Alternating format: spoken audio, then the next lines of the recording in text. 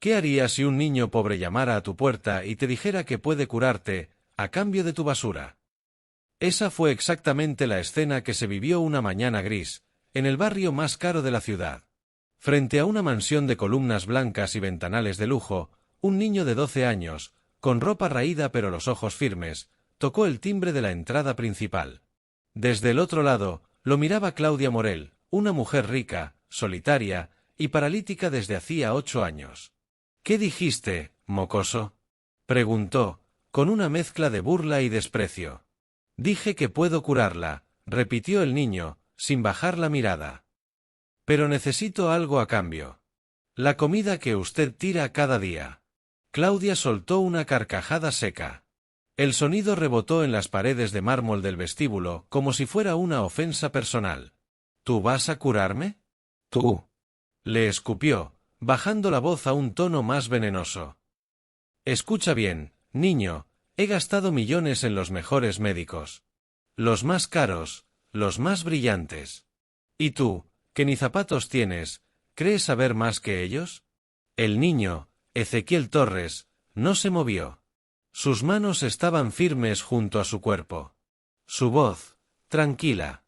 No necesito títulos, señora. Solo he observado. Eso fue lo que más la descolocó. No la frase, sino la forma en que la dijo. Como si supiera algo que ella no. ¿Observar? ¿Qué sabes tú? Dijo, cruzando los brazos. Sé que toma 3 pastillas blancas y una azul todos los días, exactamente a las 2. Sé que sus pies se mueven cuando grita. Sé que siente frío en las piernas incluso cuando hay calor. Los ojos de Claudia se estrecharon. ¿Cómo podía saber eso un niño al que nunca había visto de cerca? ¿Me estás espiando? Gruñó ella. No. Solo vivo enfrente, respondió él. Y cuando alguien observa con atención, ve cosas que otros ignoran. Claudia retrocedió en su silla. Por primera vez, el sarcasmo desapareció de su rostro. Lo reemplazó algo más peligroso, el miedo. Pero antes de que pudiera decir otra palabra, cerró la puerta con fuerza. Ezequiel se quedó ahí, inmóvil por unos segundos. Luego dio media vuelta y caminó tranquilo hacia su edificio al otro lado de la calle. Ese día no consiguió comida. No consiguió nada material. Pero sí logró algo más importante, sembrar una duda. Y lo sabía. Porque mientras la puerta se cerraba, él alcanzó a ver algo en los ojos de Claudia Morel. No era odio. No era asco. Era algo que ella no podía ocultar, porque nunca antes lo había sentido tan de cerca. Respeto. Un respeto que nace cuando alguien te ve por dentro, y no te gusta lo que encuentra. Los ricos creen que la sabiduría solo vive en los libros. Pero a veces, las respuestas están justo frente a ellos, y simplemente no saben mirar. Ezequiel Torres no era un niño cualquiera. No solo por su inteligencia, ni por sus silencios largos que hacían incómodos a los adultos. Era distinto porque había aprendido a observar como nadie más. Su abuela, Amalia Torres, lo había criado con una mezcla de ciencia práctica y sabiduría ancestral. Ex-enfermera de hospital público, pero también heredera de 4 generaciones de mujeres que sabían leer el cuerpo como otros leen un mapa. Esa noche, Ezequiel volvió a su pequeño apartamento con las manos vacías. Pero no estaba decepcionado. Había visto algo en Claudia Morel que los médicos de bata blanca nunca verían. «Abuela», dijo mientras ella preparaba el té de hojas secas que tomaban cada noche. «Necesito que me hables otra vez de la parálisis que no viene del cuerpo». Amalia levantó una ceja y se sentó con él. «¿Qué viste?» «Sus pies. Se contraen cuando se enoja. Y las piernas se le tensan cuando grita. Pero dice que no puede sentirlas». Amalia asintió, muy despacio. «Entonces ya lo sabes. Eso no es parálisis física. Es otra cosa. Nosotros la llamamos encierro del alma. El cuerpo funciona, pero la mente pone candado. ¿Eso se puede curar?» «No con pastillas», respondió ella. «Se cura enfrentando el dolor que lo causó. Y eso, niño mío, es lo más difícil de todo». Ezequiel miró por la ventana. Desde ahí se veía la mansión al otro lado de la calle. Las luces seguían encendidas. Como si la señora Claudia no pudiera dormir. Como si algo le pesara más que su cuerpo. Durante semanas, él había observado su rutina desde lejos. No por curiosidad, sino porque reconocía patrones. Sabía cómo se veía el sufrimiento disfrazado de orgullo. Lo había visto muchas veces en su abuela, en los pasillos del hospital, en los ojos de su madre antes de morir. «Ella no quiere caminar, ¿verdad?», preguntó Ezequiel. «No puede», dijo Amalia. «Porque caminar significaría aceptar algo que la rompe por dentro. Un trauma. Un miedo. Una culpa. Algo que lleva cargando, y que la silla de ruedas es su excusa para no soltar». El silencio llenó el cuarto. Afuera, la ciudad seguía viva, pero en ese pequeño hogar se tejía algo mucho más grande que una historia de ricos y pobres. Ezequiel sabía que no estaba enfrentando solo una enfermedad. Estaba enfrentando una mentira tan bien construida que todos la creían, excepto él. Y por primera vez, comprendió lo que su abuela siempre le había dicho. Ver no es lo mismo que mirar. Y tú, Ezequiel, has nacido para mirar donde nadie más se atreve. Esa noche no durmió mucho. Sabía que Claudia Morel lo odiaba. Pero también sabía otra cosa. La gente no odia lo que desprecia. Odia lo que teme. Y ahora ella lo temía, porque por primera vez, alguien la había visto por completo. Cuando la mentira se convierte en rutina, la verdad se vuelve una amenaza. Claudia Morel no durmió esa noche. Ni la siguiente. Desde que ese niño extraño, de mirada firme y voz serena, le habló de cosas que supuestamente nadie sabía, algo en su mente se quebró. No era dolor. Era duda. Y la duda, para alguien como ella, era intolerable. Convencida de que todo era un malentendido, o quizás una especie de chantaje infantil, Claudia llamó a su médico personal, el doctor Ramiro Sanabria. Un hombre elegante, discreto y, sobre todo, leal al dinero. Ramiro, necesito que me examines otra vez. Quiero que me digas exactamente qué tengo. Pero señora, ya lo hemos hecho decenas de veces. Usted tiene parálisis funcional. Hazlo de nuevo. Todo. Exámenes completos. Y tráeme los resultados sin filtro. Ramiro aceptó. Una semana después, con informes nuevos en mano, se sentó frente a ella con un gesto incómodo. ¿Qué pasa?, preguntó Claudia, impaciente. ¿Qué dicen los resultados? El médico tragó saliva. Había algo en su rostro que nunca antes había mostrado, vergüenza. Su sistema nervioso está completamente funcional, Claudia. No hay daño estructural. No hay lesión cerebral. No hay señal física que justifique su parálisis. Silencio. Ella lo miró como si acabara de escupirle en la cara. ¿Me estás diciendo que estoy fingiendo?, dijo con rabia contenida. No. Estoy diciendo que su cuerpo puede moverse. Pero hay algo en su mente que lo impide. Claudia apretó los puños. No lo soportaba. No podía aceptar que después de años, de médicos, de sillas, de lujos, de lástima, todo pudiera reducirse a eso. A una verdad que ni ella quería escuchar. Puede volver a caminar, pero algo dentro de usted no quiere. Eso fue lo que Ramiro dijo antes de que ella lo echara de su casa. Lo despidió sin mirarlo a los ojos. No porque estuviera enojada con él, sino porque, por primera vez, alguien más confirmaba lo que Ezequiel había insinuado. Esa noche, Claudia se quedó sola en su mansión. Nadie la llamaba. Nadie preguntaba por ella. Porque cuando alguien vive en una mentira tan grande, termina aislado incluso en medio del lujo. Mientras tanto, al otro lado de la calle, Ezequiel la observaba una vez más desde la ventana. No con odio. No con desprecio. Solo con esa extraña compasión que nace de entender que, a veces, el enemigo no es malo, solo está roto. Y entonces le dijo algo a su abuela, casi en un susurro. Ya no se trata de curarla. Se trata de ayudarla a ver la verdad. Aunque le duela. Y su abuela asintió. La verdad siempre duele, Ezequiel. Pero es lo único que puede sanar lo que el miedo enfermó. Cuando los poderosos sienten miedo, no buscan la verdad, buscan aplastar a quien la dijo. Claudia Morel no podía sacarse al niño de la cabeza. Ezequiel. Pobre, insolente y certero. Había dicho cosas que nadie más se había atrevido siquiera a insinuar. Y lo peor no era que tuviera razón. Era que ella lo sabía desde antes. Pero Claudia no era una mujer acostumbrada a perder. Había llegado a la cima mintiendo, manipulando, silenciando. Así que hizo lo que siempre había hecho cuando se sentía expuesta: atacar primero. «Quiero una denuncia formal», le dijo a su abogado por teléfono. «Ese niño me espía. Me acosa. Quiero que lo echen de donde vive. Hoy mismo». «Pero señora, es un menor de edad». «¿Y eso qué importa? Encuentra algo. Que la escuela lo expulse, que los servicios sociales lo retiren. Lo que sea».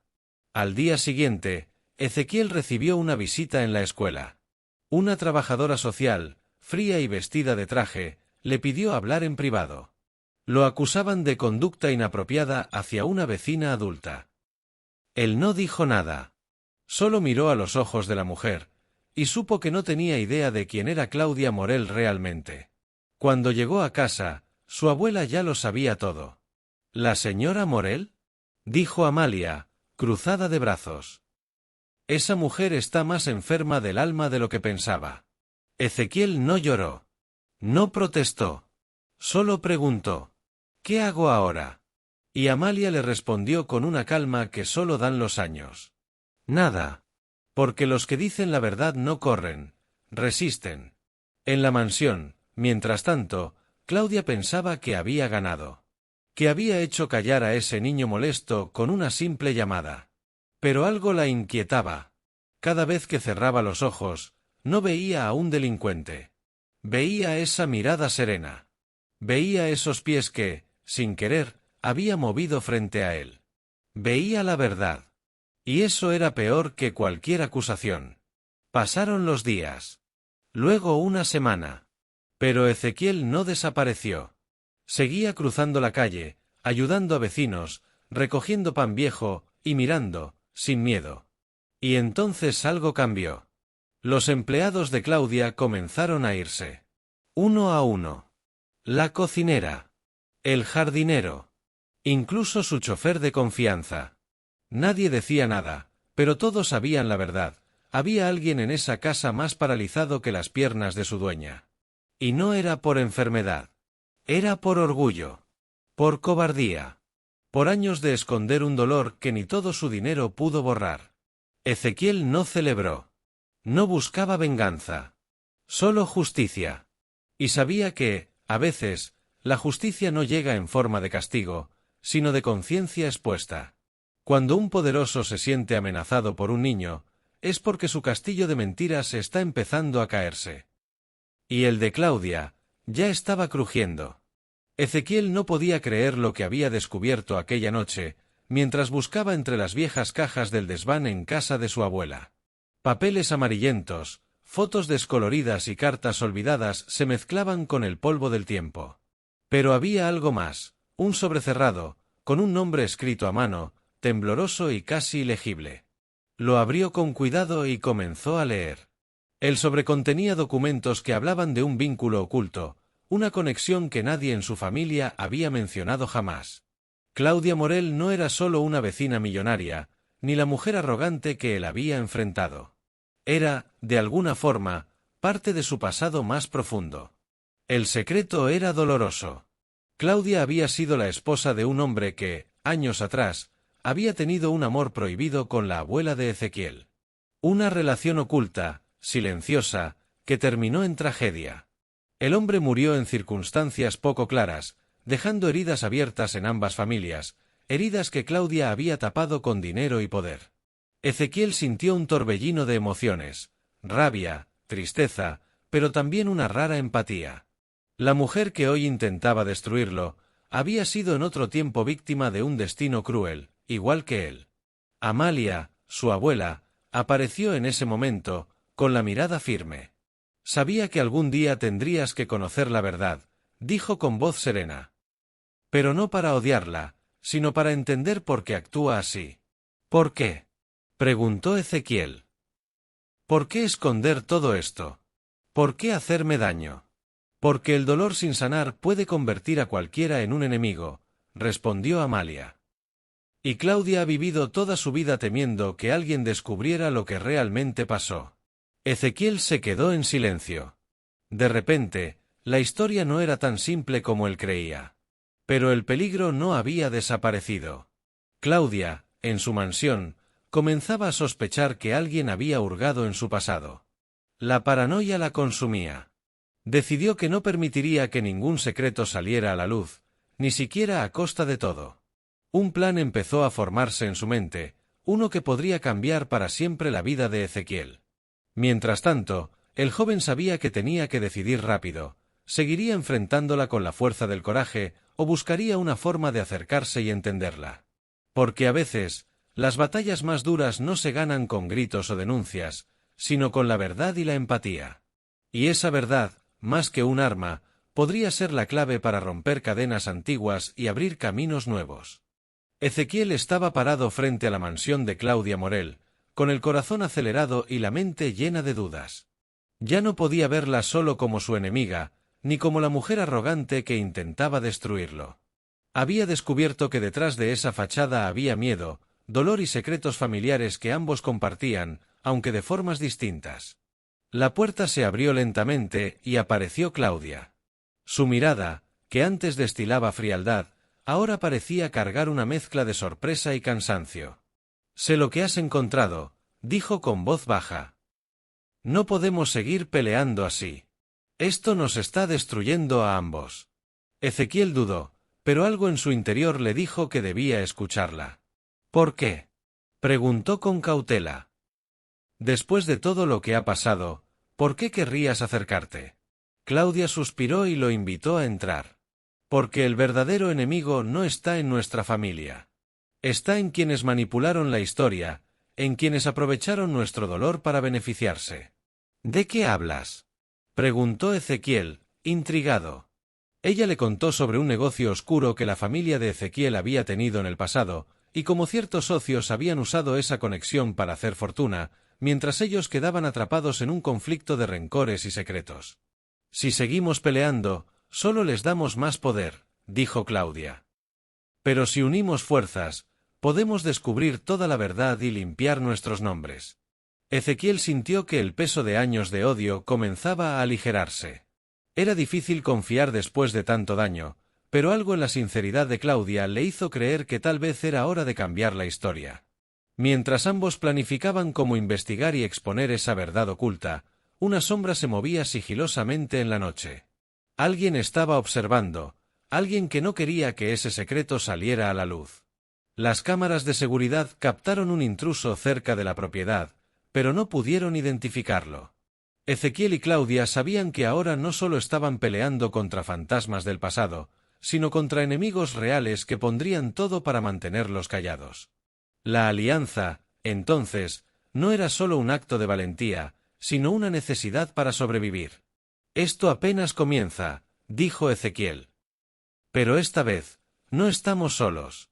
Claudia asintió y con una mirada decidida agregó: «Juntos, vamos a cambiar el final de esta historia».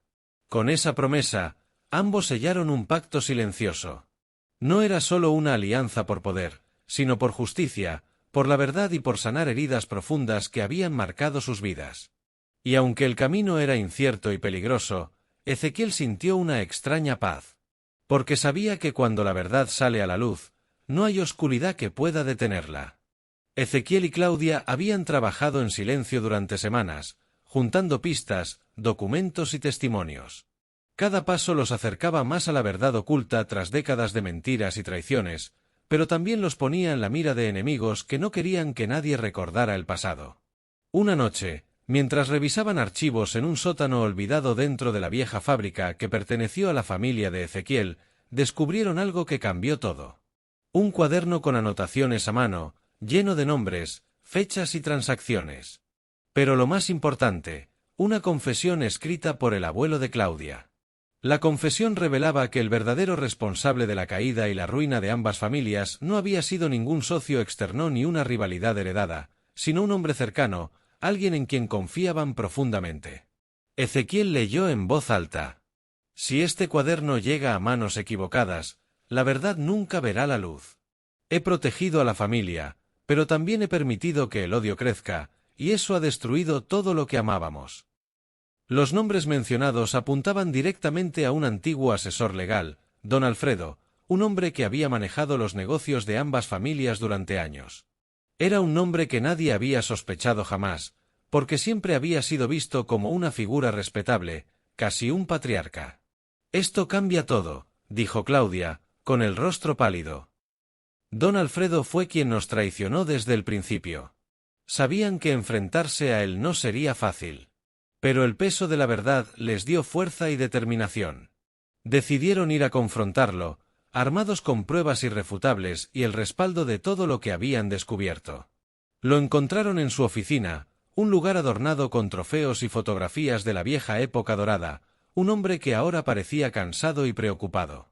«Señor Alfredo», comenzó Ezequiel con firmeza, «tenemos las pruebas. Sabemos que usted manipuló las cuentas, traicionó a nuestras familias y se quedó con una fortuna que nos pertenece». Don Alfredo se quedó en silencio por un momento, mirando a ambos con una mezcla de tristeza y resignación. «Sabía que esto llegaría», dijo con voz baja. «Pero no todo es blanco o negro. Hice lo que creí necesario para protegerlos, aunque mis métodos no fueran correctos». Claudia frunció el ceño. «¿Protegernos? ¿Traicionando y dividiéndonos? ¿Vendiendo nuestra confianza por dinero?». Él suspiró, y entonces soltó una bomba que nadie esperaba. «Hay algo más. El verdadero motivo de todo esto no fue solo la codicia. Hay una razón mucho más profunda, algo que incluso sus abuelos querían ocultar». Ezequiel y Claudia se miraron confundidos. Don Alfredo continuó: «Antes de que las familias se dividieran, hubo un hijo ilegítimo, un secreto que ambos clanes guardaron celosamente. Esa persona heredó no solo la fortuna, sino también el derecho a reclamar todo. Yo intenté mantenerlo oculto para evitar un desastre mayor». «¿Un hijo ilegítimo?», preguntó Claudia, incrédula. «Sí», confirmó don Alfredo. «Y esa persona no es un desconocido. Está mucho más cerca de ustedes de lo que imaginan». La tensión en la sala era palpable. Ezequiel sintió que el mundo se movía bajo sus pies. ¿Podría ser cierto? ¿Alguien que él conocía, alguien en su círculo, podía ser el verdadero heredero? Antes de que pudieran responder, la puerta se abrió abruptamente. Entró un hombre con una sonrisa fría y mirada calculadora. Era Marco, el socio y amigo de Ezequiel desde hacía años. «¿Saben?», dijo Marco, mirando a todos, «don Alfredo no ha mentido. Hay un secreto que ustedes no quieren enfrentar». Marco reveló que él era ese hijo ilegítimo, nacido en secreto de una relación clandestina entre su madre y el abuelo de Claudia. Había vivido toda su vida observando desde lejos, esperando el momento adecuado para reclamar lo que creía justo. «He esperado a que se destruyeran entre ustedes para entrar y tomar lo que es mío», confesó Marco. «Pero también puedo ofrecerles algo. Una alianza real, para reconstruir lo que han perdido. O puedo destruirlo todo». El silencio reinó en la habitación, mientras Ezequiel y Claudia luchaban con la revelación. La persona que creían un amigo era en realidad el mayor enemigo. Pero, en lugar de caer en el miedo, ambos tomaron una decisión audaz. «No permitiremos que tu venganza destruya lo que hemos comenzado a sanar», dijo Ezequiel con voz firme. «Esta vez, construiremos juntos», agregó Claudia. «Pero con la verdad y la justicia, no con secretos ni traiciones». Marco, sorprendido por la fortaleza de ambos, asintió lentamente. Quizás he subestimado su fuerza. Tal vez esta historia merece un final diferente. Así, lo que comenzó como una enemistad basada en odio y secretos terminó transformándose en una alianza inesperada, donde la verdad fue la única base para un futuro mejor. El verdadero enemigo nunca fue el otro, sino el silencio, la mentira y el miedo que mantuvieron separadas a dos familias que, en realidad, siempre estuvieron destinadas a estar unidas. La historia de Ezequiel y Claudia nos recuerda que la verdad duele, pero también libera. Que la fuerza no está en el rencor, sino en la capacidad de perdonar y reconstruir. Y que, aunque el pasado nos defina, no tiene que determinar nuestro futuro.